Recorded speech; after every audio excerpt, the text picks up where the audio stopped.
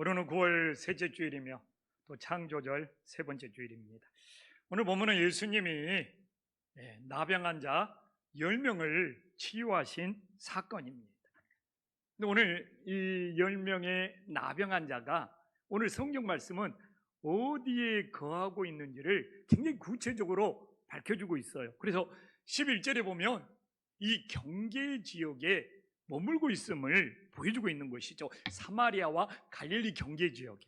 무슨 의미입니까? 이 나병 환자들은 공동체에서 추방당하는 거예요. 유대 지역에서 추방당하고, 사마리아 지역에서 추방당하고, 갈릴리 지역에서 추방당하니까 이렇게 경계 지역에서 머물고 있음을 보여주고 있습니다. 근데 이렇게 어느 지역에도 속하지 못하고 이 경계 지역에 머물고 있는 이 나병 환자들에게 정말 기쁜 소식이 들려왔죠. 예수님이 지나간다는 거예요.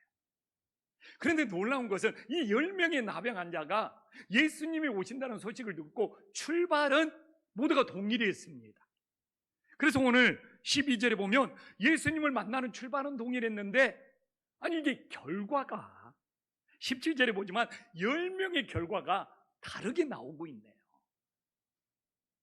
그래서 이 결과가 10명이 처음에는 동일하게 예수님을 만나 우리를 불쌍히 여기셔서 부르짖는 것으로 다 함께 시작을 했는데, 결과는 9명과 1명이 갈라지는 결과가 나왔다는 것이죠. 그리고 대부분에서 그 차이를 16절에 나와 있는 감사에 집중하고 있습니다.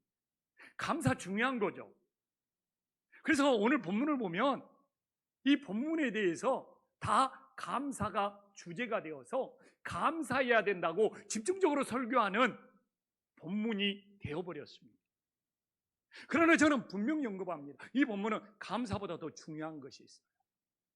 우리는 이미 이 본문을 보면 우리는 사마리아 사람처럼 하나님 앞에 감사해야 된다, 이미 고정관념, 선입견에 갇혀가지고 감사보다 더 중요한 주제가 무엇인지, 그 핵심이 무엇인지를 우리는 놓쳐버리는 대표적인 본문이 오늘 본문입니다. 그래서 저도 성경을 계속 보지만 성경을 보면서 주님 앞에 기도해요. 이전에 가졌던 선입관, 이전에 가졌던 고정관념, 내가 이전에 묵상했던 내용 다 주님 내 머리에서 비워주시고 이 말씀이 새롭게 정말 나에게 다가오셔서 나를 또다시 새롭게 변화시켜 주시옵소서. 그러나 않으면 성경 예전에 읽은 거 또 보는 것 같고 예전에 들었던 내용이 또 떠올라가지고 그것밖에 안 보이는 거예요. 근데 이게 감사라는 것이 이건 그냥 따라오는 거예요. 먼저 오늘 본문의 주제, 오늘 본문의 핵심을 우리가 찾고 그걸 깨닫고 내 삶에 적용하면 감사는 저절로 따라오는 거예요.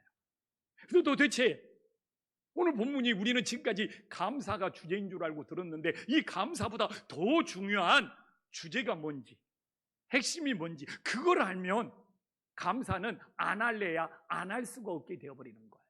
그래서 오늘 이 본문에서 주님이 가장 전하고자 하는 주제를 잘 찾아 우리 삶에 적용하면 그래서 감사가 저절로 따라올 수 있는 놀라운 역사가 일어나기를 간절히 소망합니다. 오늘 본문을 보면 예수님은 이 제사장들에게 정말 이 나병 환자가 찾아가서 몸을 보이라고 말씀하고 있습니다. 그래서 치유의 역사가 일어났습니다. 그러면 왜 이 나병 환자들이 치유를 받았는지 우리가 살펴볼 때 우리들의 삶 속에서도 동일하게 치유의 역사가 일어남을 믿으시기를 간절히 소망합니다. 여기에 놀라운 사실이 숨겨져 있어요. 오늘 13절에 보면 이 10명이 다 함께 소리 높여 예수님께 불쌍히 여기셔서 지금 이 하고 있는 것은 놀라운 사건이에요. 왜? 예수님이 직접 말씀하셨잖아요. 당시에 이 요한복음을 보면 유대인과 사마리아는 상종을 하지 않아요. 유대인들이 이 사마리아인을 이방인이라고 얼마나 배척하고 함께하지 않고 상종을 하지 않는 것을 우리는 이 본문 속에서 깨닫지 못하면 오늘 이 사마리아인과 유대인이 나병에 걸려서 함께 한마음 한뜻이 되어서 주님께 부르짖으며 불쌍히 여기소서, 이게 얼마나 놀라운 사건인지를 모르게 되는 거예요. 근데 이게 바로 동병상련이겠죠. 이들이 건강하다면 유대인은 이 사마리아인을 만날 리도 없고 상종도 오지 않고 배척하고 차별할 수밖에 없는 거예요. 근데 이 불치의 병, 이 나병을 걸렸기 때문에 이 유대인과 이 사마리아인이 한마음 한뜻이 되어 주님께 불쌍히 여겨달라고 기도하는 것은 정말 이건 놀라운 사랑의 사건, 함께하는 정말 복음의 사건이 됨을 믿으시기를 간절히 소망합니다. 그래서 오늘도 세상에서 각자 다른 우리들이 하나님 앞에 어떻게 한마음 한뜻이 되어서 예배할 수 있느냐? 우리 모두가 하나님 앞에서는 죄인이라는 불치의 병에 걸려 있는 거예요. 여기서 죄인이 아닌 사람이 아무도 없는 거예요. 이 죄라는 이 불치의 병을 오늘도 우리를 불쌍히 여기시는 예수님만이 정말 용서하시고 정말 고쳐주시고 치유하심을 우리들이 믿고 하나님 앞에 나아가는 예배가 될 수 있기를 간절히 소망합니다. 그럴 때 우리가 한마음 한뜻이 될 수 있는 거예요. 그래서 오늘 이 사마리아인과 유대인들은 도저히 상종할 수 없는 사이인데 나병이라는 불치의 병에 걸려서 이렇게 한마음 한뜻이 되어서 주님께 불쌍히 여기소서, 이게 바로 예수님을 감동시켰고 예수님께서 그들이 함께하는 모습을 보고 치유의 역사, 회복의 역사가 일어났습니다. 오늘도 똑같습니다. 우리 모두 죄인이라는 우리 불치의 병이 정말 예수님을 통해서만 용서받고 치유될 수 있는 그 마음으로 한마음이 되어 나아가서 오늘도 하나님의 놀라운 역사가 우리들의 삶 속에 일어날 수 있기를 간절히 소망합니다. 근데 또 이 10명이 치유받기 위해서 보여준 것이 있어요. 예수님이 말씀하자마자 예수님의 말씀을 정말 믿고 먼저 순종을 했다는 거예요. 오늘 14절에 보면 제사장에게 가서 보이는 것은 굉장히 중요하거든요. 왜? 문둥병이 나았다는 것을 제사장에 보여줬을 때 자기들을 쫓아냈던, 자기들을 추방당했던 그 공동체로 돌아갈 수가 있는 거예요. 레위기에 분명히 나와 있잖아요. 레위기 14장 2절에.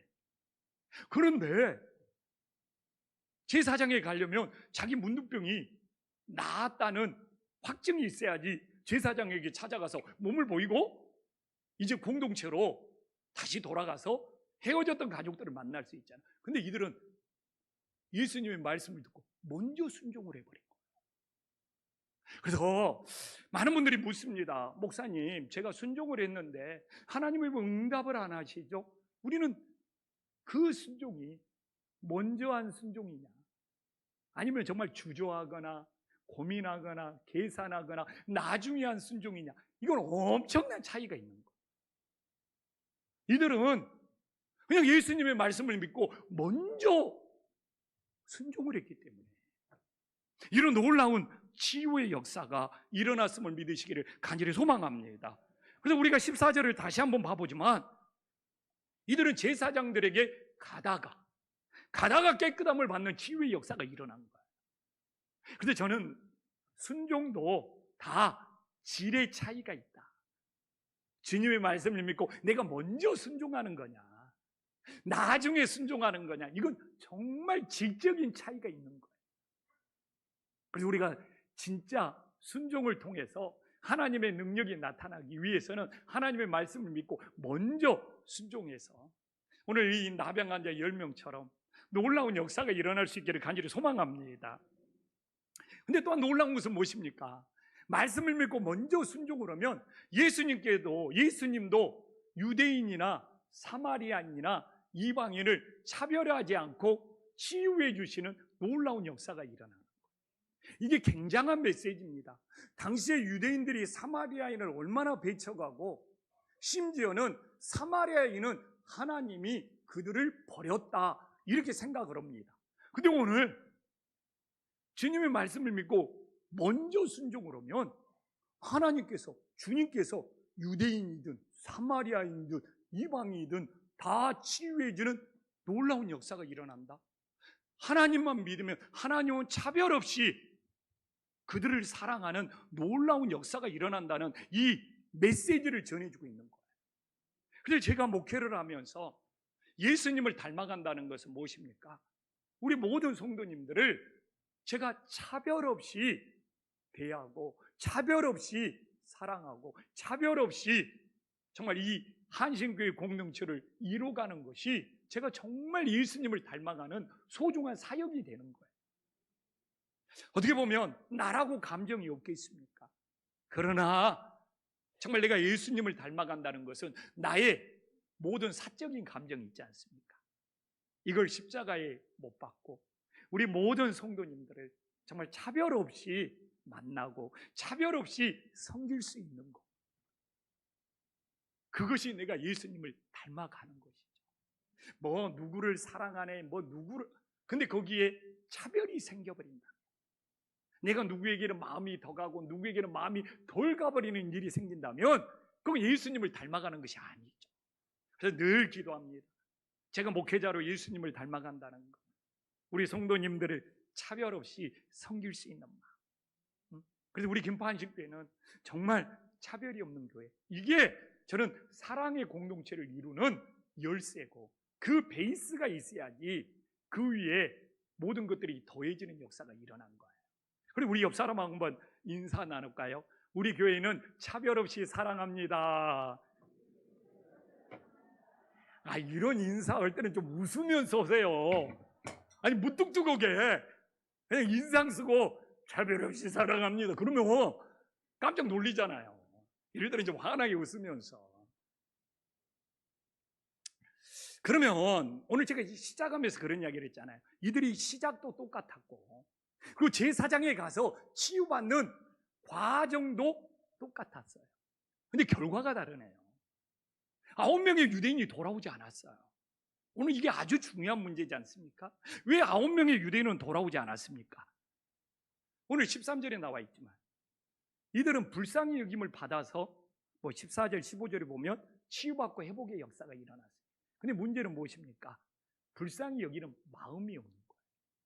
본인들은 불쌍히 여김을 받았는데, 불쌍히 여김을 받고 이제 치유받은 이후에 불쌍히 여기는 마음이 없는 거예요. 참 이게 오늘 본문의 제일 아이러니입니다. 왜 그렇습니까? 제가 이미 언급했지 않습니까? 이들이 제사장에게 몸을 보이고 유대인 공동체로 돌아가면 어떻게 되는 거예요? 더 이상 사마리아인과 상종할 수 없고 함께할 수 없게 되어버려요.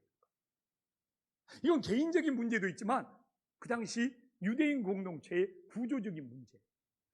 이게 오늘 본문의 제일 고민거리입니다.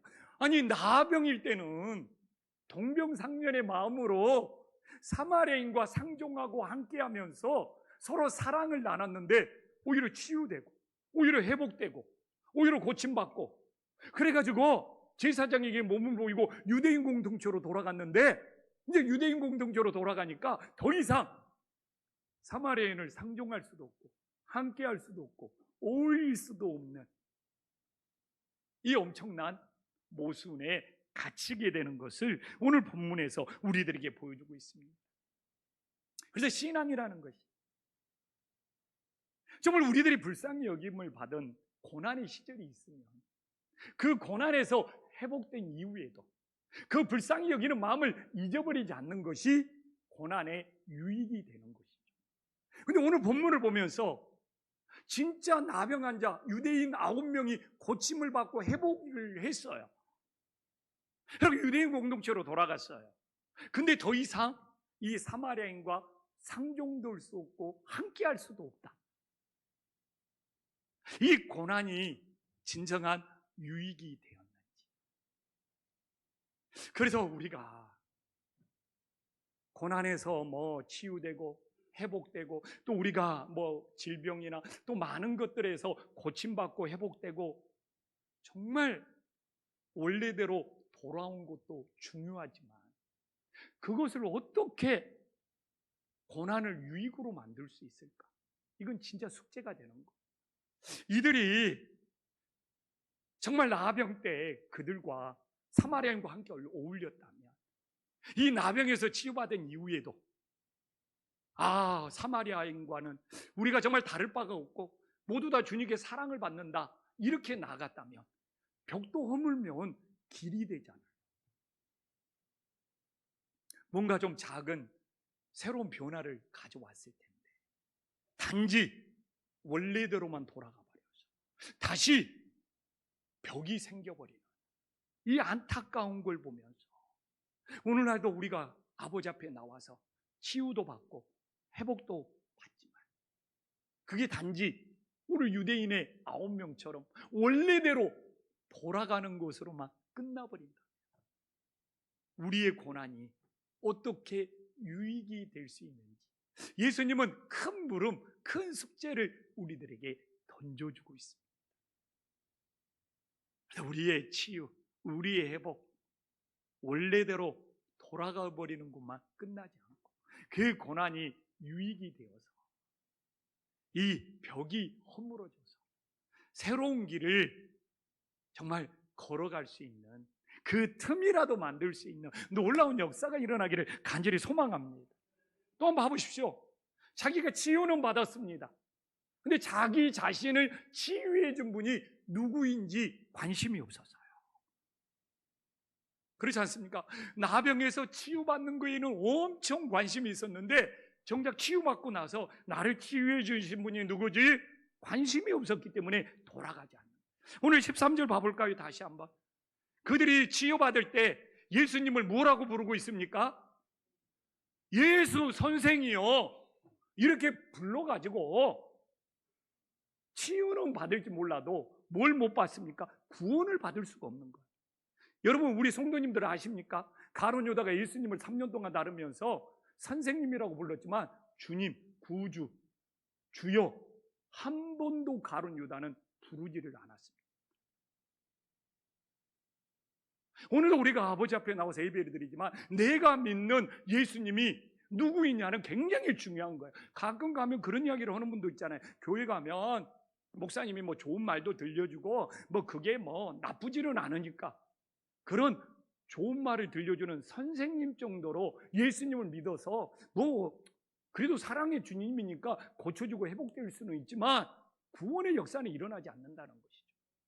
그래서 이 9명은 어쨌든 뭐 예수님을 만나서 랍비, 선생이라고 불러가지고 어떻게 치유는 받았지만 예수님이 구주가 되지 못했기 때문에 나의 주님이 되지 못했기 때문에 나의 구원자가 되지 못했기 때문에 구원의 역사가 일어나지 않았다는 것입니다. 그래서 오늘도 우리가 신앙생활을 하면서 우리 응답받을 수 있어요. 치유받을 수 있습니다. 주님께 재능도 받고 선물도 받을 수 있습니다. 그러나 신앙생활에 또 하나의 한계가 뭐냐? 자기가 막 응답받은 거에 대해서 막 대단하다고 간증을 합니다. 자기가 막 하나님께 선물 받은 거, 재능에 대해서 엄청나게 간증을 합니다. 내가 이렇게 아팠는데 내가 이렇게 치유되었다. 엄청 간증. 그러나 문제는 뭡니까? 그 치유를 하신 분이 누군지, 그 선물을 주신 분이 누군지, 그 응답을 주신 분이 누군지에 대해서 관심이 없는 거예요. 여러분 한번 진짜 기독교 TV나 많은 어떤 간증을 한번 들어보십시오. 저는 이 간증의 모순 중에 하나가 응답을 주신 하나님이 누구인지, 치유를 하신 분이 누구인지, 선물을 주신 분이 누구인지 그게 없는 경우가 많습니다. 그러면 그 간증은 자기 자랑인 것이죠. 이기적인 것이죠. 기복적인 것으로 전락해버리는 것이죠. 우리가 선물을 받고 응답을 받고 치유받는 거 굉장히 큰 은혜입니다. 그것이 굉장히 큰 은혜일수록 그걸 나에게 허락하신 주님이 누구인 줄을 우리들이 기억할 때 우리의 응답이 더 놀라운 가치가 있음을 믿으시기를 간절히 소망합니다. 저도 우리 성도님들이 가끔 저에게 선물을 줄 때가 있습니다. 야, 내가 이 선물이 어떤 선물이냐, 얼마나 좋은 선물이냐, 이것보다도 그 선물을 주신 그 분의 마음이 귀하고 소중한 거 아닙니까? 그러면 뭐 선물 크기에 따라 사람들을 가르게 되고 차별하게 되는 거죠. 그러나 이 선물을 주신 분의 마음을 고맙게 여기는 것이 더 귀하고 소중한 일 아닙니까? 그래서 우리가 신앙생활하면서 놓치지 말아야 돼요. 많은 분들이 나 이런 응답 받았어, 나 이런 선물 받았어, 나 이런 치유 받았어. 근데 그걸 나에게 허락하신 분이 누구입니까? 정말 신앙생활에서 놓치지 말아야 돼요.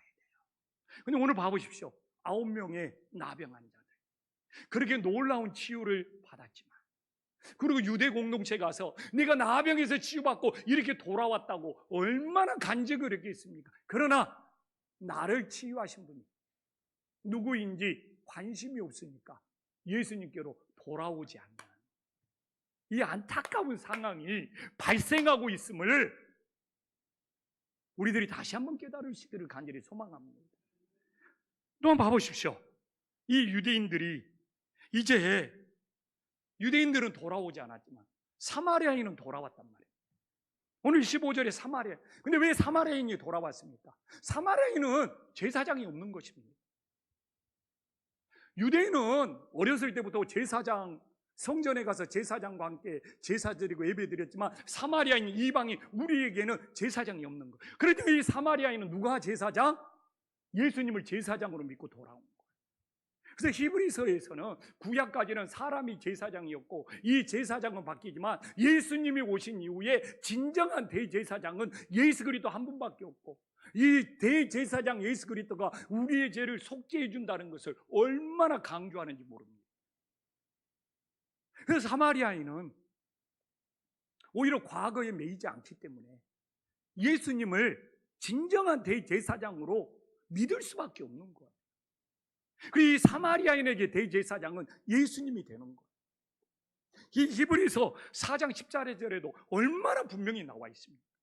우리가 오늘 본문을 묵상하면서 이걸 놓치면 안 되는 거예요. 유대인도 예수님이 오시기 전까지는 사람들이 임시적으로 대제사장을 했지만, 이제 자기들이 치유를 받고 자기들이 나병에서 고침을 받고, 야, 이 정도 나를 고쳐줄 분이 있으면, 정말 나를 고쳐준 주님이 누구인 줄에 관심이 있었다면 이전에 예수님이 진정한 대제사장인 줄을 알았겠죠. 오늘은 우리의 대제사장은 누구십니까? 예수 그리스도 한 분이 돼야 돼요. 그래서 제가 안타까운 것이죠. 가끔 목사들이 오늘날 제사장이 목사래요. 그거 정말 성경을 모르는 무지의 소치입니다. 구약의 사람들이 제사장이었는데 예수님께서 그 모든 것을 완성하신 대제사장이 되었는데, 오늘날 목사들이 뭐 구약의 제사장과 오늘날 목사가 비슷하다고 흉내내려는 거 정말 성경을 모르는 무지의 소치인 거예요. 그래서 뭐 내가 오늘 제사장이라고 해가지고 뭐 우리 성도들한테 권위를 내세워서 더 대접받으려고, 이건 성경을 모르는 너무 무지의 소치인 거예요. 대제사장은 신약 시대에는 예수 그리스도 한 분이고 그분이 모든 구약의 제사장을 완성시키신, 그래서 오늘도 대제사장 대신 예수님께로 우리가 돌아와 그분을 경배하고 찬양하고 영광 돌릴 수 있는 은혜의 역사가 있기를 간절히 소망합니다. 오늘 봐보십시오. 대제사장 대신 예수님께 사마리아인이 돌아와서 세 가지를 고백합니다. 오늘 우리는 아버지 집에 오면 이 세 가지가 반드시 있어야지 예수님 만나고 돌아가는 거예요. 이 기도에도 이 세 가지가 빠지면 안 됩니다. 첫 번째는 무엇입니까? 15절에 나와 있잖아요. 하나님께 영광 돌려야 합니다. 오늘 우리가 하나님 앞에 영광 돌리지 않는다면 우리는 예배에 실패하는 겁니다. 우리가 무슨 기도를 했든 내가 제일 먼저 하나님께 영광 돌리지 않았다면, 근데 이 하나님께 영광을 돌린다는 것이 왜 죽은지 압니까? 예수님이 누구인 줄 알아야 돼요. 하나님이 누구인 줄 모르면 절대로 하나님께 영광 돌릴 수가 없습니다. 그러나 예수님이 누구인 줄 알고, 나에게 선물을 주신 분이 누구인 줄 알고, 나에게 응답을 주신 분이 누구인 줄 알고, 나를 치유하신 분이 누구인 줄 알수록 하나님께 영광이 그냥 쏟아져 나오는 거예요.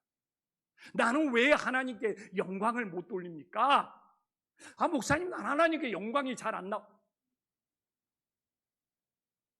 하나님이 누구인 줄 모르기 때문에, 오늘도 나에게 생명을 주신 분이 누구인 줄 모르기 때문에, 오늘도 하루의 은혜가 얼마나 오늘 찬양이 좋았습니까?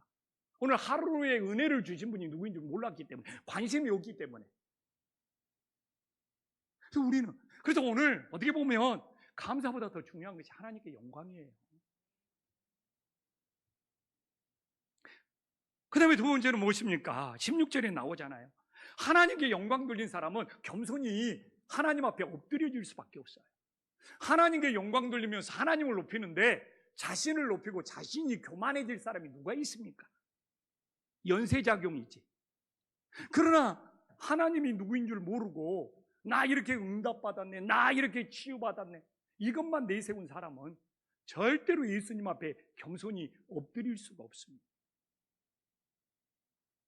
하나님을 높이고 영광 돌리는 사람은 하나님께 영광을 돌릴수록 엎드려지고 겸손하고 낮아지는 거예요. 그리고 마지막에 따라오는 것이 뭐예요? 감사는 그냥 하나님께 감사가 저절로, 이게 하나님께 영광 돌리면 감사는 따라오는 거예요. 막 하나님께 영광 돌리면서 원망하고 불평하는 사람 없습니다. 그래서 오늘 우리는 아버지 집에 돌아와서 내가 진심으로 영광을 돌렸는지, 내 자신을 정말 겸손히 낮췄는지, 그리고 내가 하나님 앞에 얼마나 감사했는지, 이 세 가지가 빠지면 우리는 예수님 못 만나고 간 것이 될 수 있어요. 여러분들이 대표 기도로든 어떤 기도로든 이 세 가지는 들어가야 됩니다. 하나님께 영광, 정말 겸손히 낮추는 것 속에 회개까지 포함되어 있는 것이죠. 그리고 감사가 반드시 들어가야지. 그래서 그런 이야기를 합니다. 영광으로 시작하여 중간에 내 자신을 겸손히 낮추고 감사로 마무리를 한다. 이게 예수님을 만나는 우리의 로드맵이다. 이런 은혜의 역사가 우리 성도님들에게 있기를 간절히 소망합니다. 그럼 제가 그걸 증명을 해볼게요. 사마리아인이 예수님이 누구인 줄 알았기 때문에 하나님께 영광을 돌렸습니다. 그러면 예수님이 영광과 겸손과 감사 중에 무엇을 기억합니까? 오늘 18절 봐보십시오. 이 이방인 외에는 하나님께 영광을 돌리러 돌아온 자가 없느냐? 주님의 최고의 관심은 영광이에요. 오늘 본문이 증거하고 있잖아요. 근데 우리는 이 본문을 보면서 그냥 감사에 갇혀버린다니까요. 지금 9명의 유대인이 돌아오지 않는 것을 안타까워하는 것이 그들이 돌아와서 감사를 안 했다, 그들이 돌아와서 엎드려서 겸손해지지 않았다, 이게 주님이 안타까운 것이 아니라 뭐가 안타까운 거예요? 하나님께 영광 돌리자. 이렇게 본문이 분명히 증거하고 있잖아요. 주님이 뭘 기억하고 계시고 무엇에 관심이 있고 무엇에 주목하고 있는지, 영광이잖아요. 정말 겸손도 중요하고 감사도 중요해요. 그러나 저는 분명히 말합니다. 진짜 영광 돌린 사람은 겸손할 수밖에 없고 감사가 우러나온다. 그렇기 때문에 오늘 주님이 기억하는 것이 뭐예요? 다른 거 아니잖아요. 왜 유대인들은 돌아와서 감사를 안 했느냐? 왜 유대인들은 돌아와서 엎드려서 나를 경배하지 않아? 이거 아니잖아요. 너무 마음 아파하잖아요. 왜 이 이방인 외에는 그 유대인들은 돌아와서 하나님께 영광을 돌리지 않았느냐? 그렇기 때문에 오늘도 우리가 주일날 주님께 돌아오는 이유는 하나님께 영광 돌리고, 영광 돌릴수록 나는 겸손히 엎드려져서 낮아지고, 그렇기 때문에 감사가 진실로 우러나오는 놀라운 역사가 있음을 믿으시기를 간절히 소망합니다. 오늘도 내가 하나님께 영광 돌린다 그러면 원망 불평 못해요. 감사가 따라오지. 어떻게 하나님께 영광 돌리는 입술 가지고 그 다음에 바로 또 원망하고 불평하는 것이 튀어나올 수 있겠습니까? 이게 하나님께 영광만 돌리면 원망 불평 사라지고 감사가 따라오는 놀라운 역사가 있음을 믿으시기를 간절히 소망합니다. 또한 오늘 놓치지 말아야 할 중요한 것이 있잖아요. 치유보다 더 중요한 것이 있다고 그러잖아요. 오늘 결론이 무엇입니까? 구원입니다. 사마리아인 나병 환자 치유받았습니다. 그러나 더 중요한 구원은 받지 못했어요. 구원받고 새로운 삶이 되지 못했습니다. 나병에서 치유받은 이 유대인들, 예전의 삶으로 회복은 되었지만 가장 중요한 구원을 받지 못했어요. 이게 오늘 모순이고 이게 오늘 아이러니인 겁니다.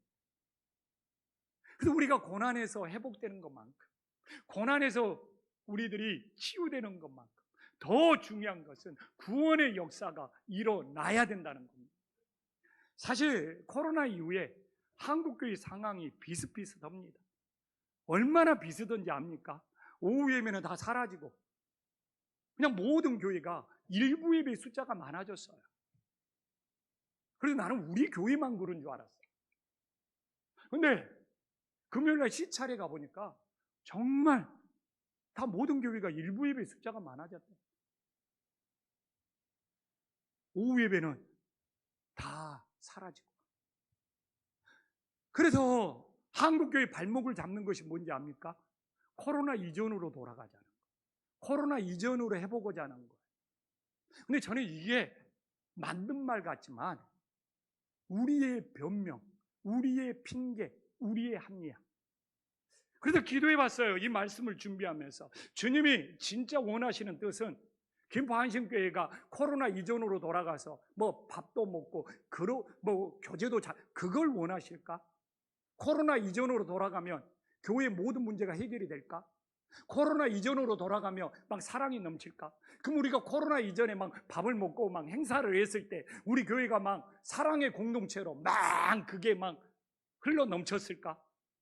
주님은요, 코로나 이전으로 돌아가는 것을 원하시는 것이 아니라 오늘도 우리들이 새로운 삶으로 변화되기를 원하시는 거예요. 근데 너무나 지금 코로나 이전으로 돌아가자는 것이, 코로나 이전으로 해보고자 하는 것이 저는 시험거리라고 생각을 합니다. 그게 핑계거리요. 우리가 지금 코로나 이전으로 안 들어갔기 때문에 이것도 안 되고 저것도 안 되고, 이게 변명, 핑계, 자기네 어떤 도망치는 어떤 합리화의 구실이 되고 있다고 생각하지 않습니다. 그러면서 우리를 속여. 주님이 성경에 언제 신앙생활하면서 과거로 돌아가라, 옛날로 돌아가라, 이전으로 돌아가, 교회 역사 속에, 성경 역사 속에 이루어지는 않는 것. 세상은 끊임없이 바뀝니다. 세상은 끊임없이 달라져요. 한국에 기독교가 들어왔을 때 남자 예배 드리는 곳 따로 있고 여자 예배 드리는 곳 따로 있고 다 알잖아요. 서로 남자 여자 얼굴도 못 보게 중간에 막 커튼도 쳐놓고. 주님이 그 시절로 돌아가라고 합니까? 우리는 계속 바뀔 수도 있어요. 그러나 주님이 끊임없이 원하는 것은 우리가 새로운 삶으로 변화되는 것. 그러니까 저도 제일 무서운 것이 뭔지 압니까? 목사들이 다 갖고 있어요. 코로나 피해의식. 그래서 교회가 지금 회복이 안 된다. 근데 그런 피해의식을 갖고 있으면 내가 새롭게 변화되는 것에 발목을 잡아. 주님이 나에게 원하시는 것은 새롭게 변화되어서 내가 내 가족을 사랑하고 우리 성도님들을 차별 없이 섬기고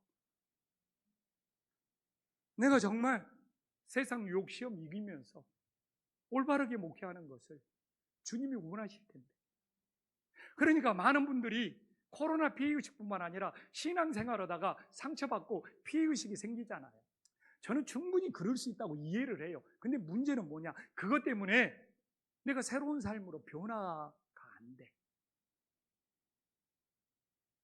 그 피해의식에 갇혀서 내가 주님을 따르면서 주님 안에서 끊임없이 새로운 사람으로 변화되어야 되는데 언젠가 받았다는 그 피해의식이 새로운 삶을 가로막아버린다는 거죠. 저는 하나님의 뜻은 무엇일까? 코로나의 고난 속에서 회복되어서 이전으로 돌아가는 거, 그렇게 되면 좋겠죠. 그러나 그렇게 되지 않는다고 해서 내가 새롭게 변화가 안 됩니까? 너무 중요한 걸 놓치고 있는 것 같아요. 내가 새롭게 변화되어서 내 가족을, 내 자녀를 정말 사랑하고 내 공동체를 사랑하고 내 이웃들을 사랑해야 되는데 코로나 이전으로 돌아가자고 하면서 남들을 정죄하고 판단하고 있어요. 교회를 갈라놓고, 교회를 분열시켜놓고.